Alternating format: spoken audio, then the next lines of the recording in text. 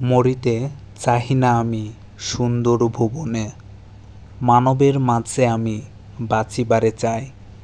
এই সূর্য করে এই পুষ্পিত কাননে, জীবন্ত হৃদয় মাঝে যদি স্থান পায়।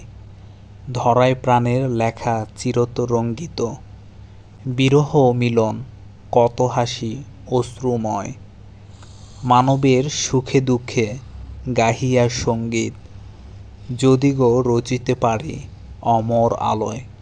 সারমর্মটি হলো, মানুষ জানে সে অমর নয়, এই নির্মম সত্য জেনেও সে এই পৃথিবী ছেড়ে চলে যেতে চায় না।